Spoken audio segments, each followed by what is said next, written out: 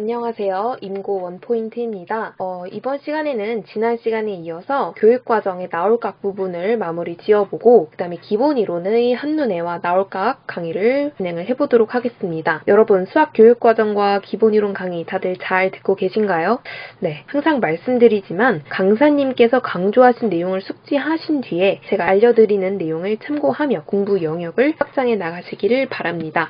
한눈에 같은 경우에는 많은 수험생들이 혼란스러워하거나 헷갈려하는 부분을 어떤 주제를 잡아서 좀 알기 쉽게 정리하는 시간이고요. 나올각은 제가 감히 한번 나올 것 같은 것을 예상해보는 시간이라고 할 수 있겠습니다. 그래서 제가 알려드리는 게 전부가 아니기 때문에 강사님께서 알려주신 내용을 충분히 숙지를 하시고 강의를 보면서 저 고득점자는 저런 시각도 갖고 있네? 이렇게도 공부를 한번 해봐야겠다. 이렇게 여러분들의 공부 영역을 확장하는 그 수단으로 이용해 주시면 좋겠습니다. 알겠죠? 네, 그럼 시작해 볼게요. 먼저 교육과정 나올각입니다. 2학년 수학에서는 이 자릿값과 위치적 기수법이 제일 중요하죠. 그리고 4학년 넘어가서도 수와 연산 파트에서는 지속적으로 이 자릿값과 위치적 기수법이 중요합니다. 다만 그 숫자 단위에서 차이가 있을 뿐이죠. 1, 2학년군에서는 1000까지만, 3, 4학년군에서는 10,000 이상의 큰 수, 이렇게 단위의 차이가 있을 뿐 자릿값과 위치적 기수법을 이해하는 그 수 개념은 여전히 중요합니다.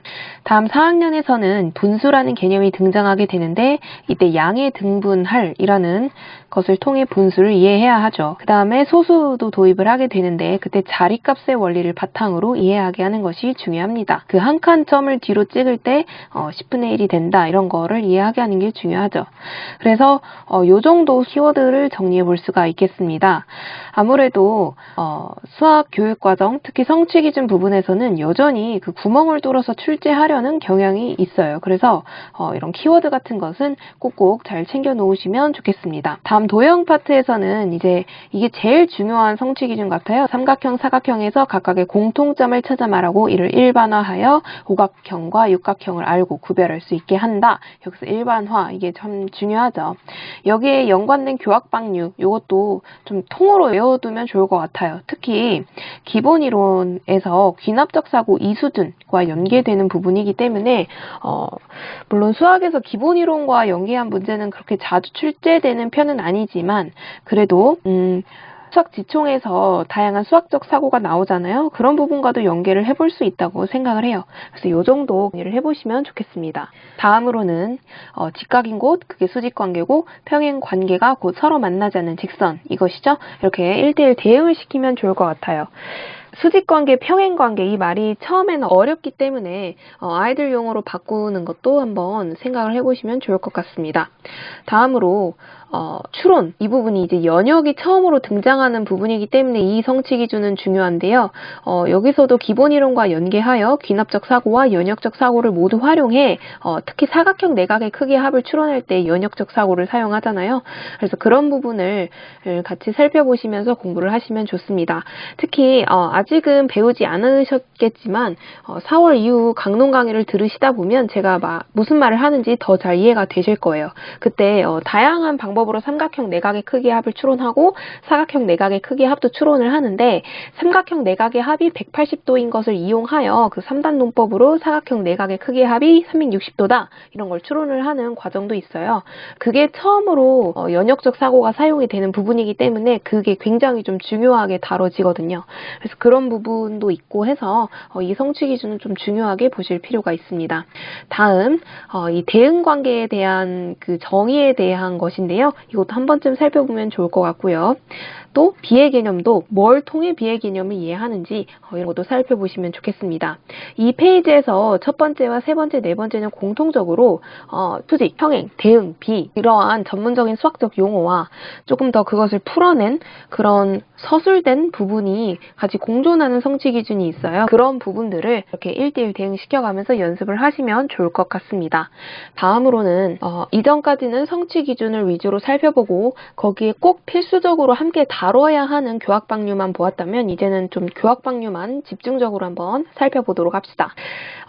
교학방류에서도 여전히 위치적 기수법이 등장을 해요. 또 이걸 보실 때 그냥 위치적 기수법만 확인하고 넘어가지 마시고 앞에 나오는 이 두 자릿수를 10개씩 묶음과 낱개 이런 표현도 좀 얻어가시면 좋겠습니다. 다음 연산감각, 이거 반복적으로 소화연산에선 등장하는 부분이에요. 특히 이제 평방류, 연관을 지어서 보시면 좋습니다. 다음 곱셈의 의미는 배의 개념과 동수누가를 통해 다루고 이거는 매해 아마 강조하시는 부분일 것 같아요. 이거는 너무너무 중요하기 때문이죠. 꼭 챙겨가시길 바랍니다. 다음 최대 공약수와 최소 공배수는 두 수에 대해서만 구하게 한다. 또한 그것과 연관 지어서 소인수의 곱으로 나타내어 구하는 방법은 다루지 않는다. 이런 부분도 참고를 해보시면 좋겠습니다.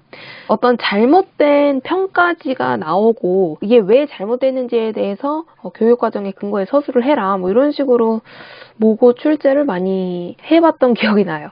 실제 시험에서 그게 구현이 될지는 모르겠지만 그런 식으로도 출제를 해볼 수 있다는 점 한번 참고를 해보시면 좋겠습니다. 다음 이제는 도형인데요. 직관적이란 표현만 얻어가지 마시고 어떻게 해서 직관적으로 이해하게 하는데 그 활동적인 측면을 얻어가셨으면 좋겠어요. 다음 각을 도입하는 방법, 그다음에 각의 변이 반직선, 이거는 너무너무 중요한 키워드이죠.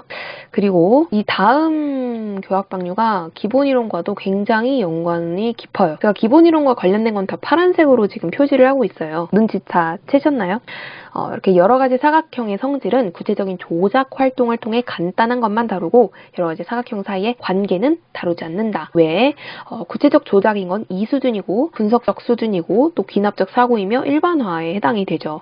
그런데 관계 같은 경우에는 관계적 수준에 해당하고 3수준이고 또 비형식적인 연역 수준이기 때문에 이 학년군의 아이들에게는 적합하지가 않아요. 그래서 이러한 뜻을 가지고 이 교학방류가 나온 거지 뭐 절대 그냥 교학방류가 나온 게 아닙니다.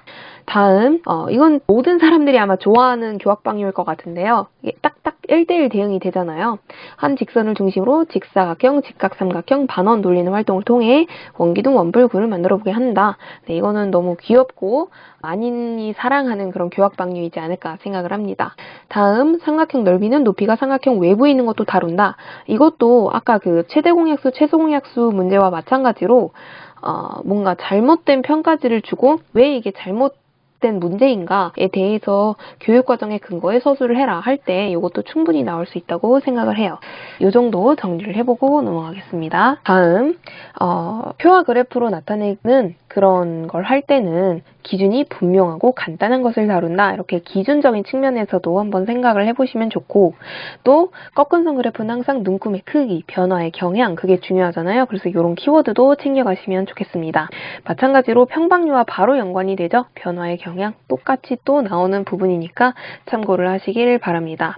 그리고 이제 직관적이란 표현이 도형 파트에서만 나오는 게 아니라 자료와 가능성에서도 나와요. 이렇게 평균을 구하는 방법뿐만 아니라 그 의미를 직관적으로 파악하게 한다. 이것도 바로 그 아래 평방류와 연관되니까 같이 묶어서 살펴보시면 좋아요.